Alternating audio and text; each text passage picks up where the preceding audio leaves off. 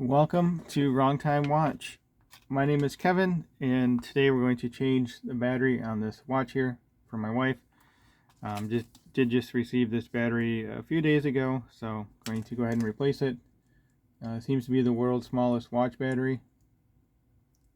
I don't think she's even had this for a year, so I think I'll become very proficient at replacing these batteries.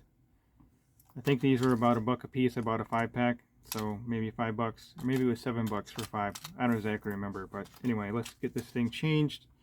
I did screw the case back on, so I'll need to take it back off again. Don't want to lose any of these little tiny screws. I might have to pause the video and do this off camera just so I can see what I'm doing here. But you can see how small these screws are. This is the Wera. I have this linked in the video description down below. Finally did break my 0.20 with 1.2 millimeter width. The other measurement is the thickness of that tip. So let me get this case back off and I'll be right back. Okay, so I've loosened all the screws, and the interesting thing about this watch is you can just remove the entire case back with the bracelet attached and everything. It's kind of a weird thing. Looks like I need to reposition the gasket on here. So I may need to study that a little more closely. And I very precisely ripped a hole in the back of this with the screwdriver. So there's that. Let's get that battery out of there.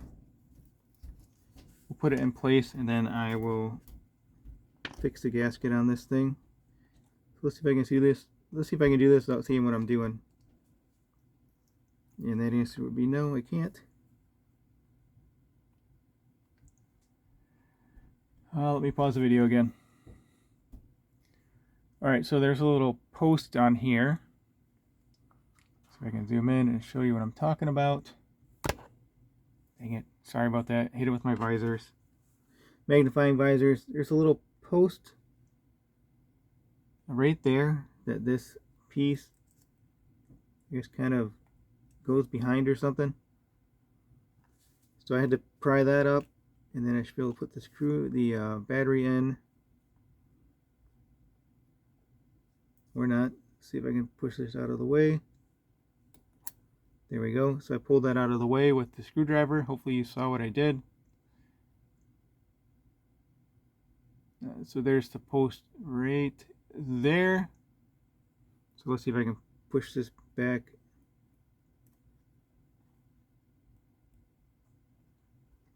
over there.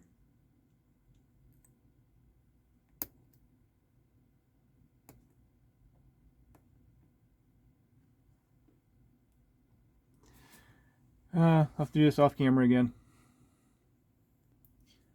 So I don't know if that piece of metal needs to be under that post or not. There's a little, I don't know if I'm able to show this or not. It's like a little channel in that post. Little groove right there. So I don't know if that piece of metal is supposed to go into that channel or not. I can't get it pushed down far enough. Probably shouldn't be touching this with my finger, but anyway. And another funny thing is the track for the gasket is on the case back. So if I flip it over, all the screws will fall out.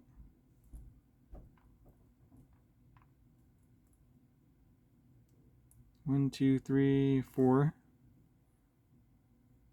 So right there, that's the track for the gasket to sit on.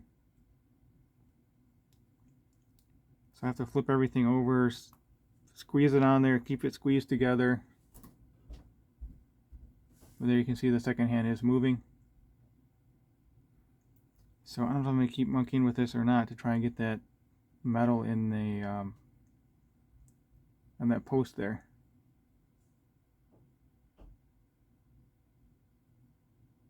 I might try a little bit more. So let me pause it and I'll try and play with this a little bit longer here. Alright, so I was not able to get that piece of metal under the post channel there, so I don't think it's really supposed to be.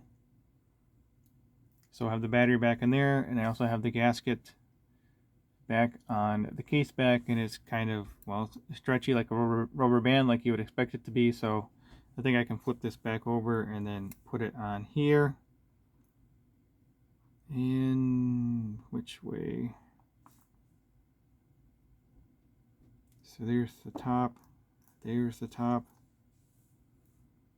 So you could put this on upside down, but I don't think it really matters. I just want to line up. So right there, Shinola 12 o'clock is on the left side of the screen here. So you can see that. There we go. So put that face down. So the top of the watch is right here. And then I want to line up the case back with the top there. And there's little grooves in the case for the lugs to pass through. So it lines it up quite nicely right there.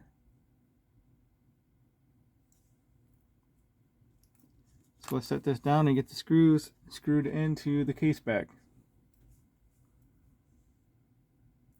Try and do one on camera because I can't really see what I'm doing.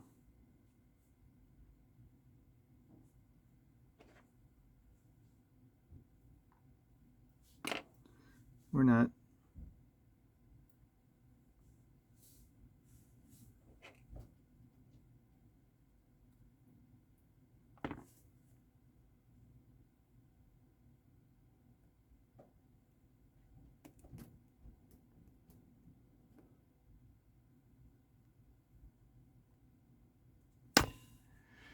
And I hit the camera with my visor again. So anyway, I got one on camera. I'll pause it and get the rest of them in.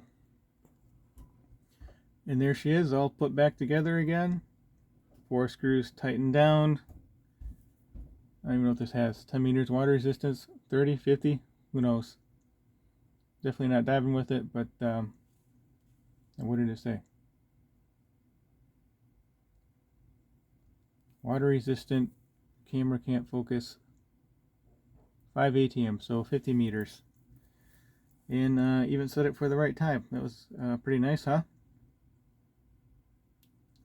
Alright, that will conclude this video. As always, thank you for your time and thank you for watching.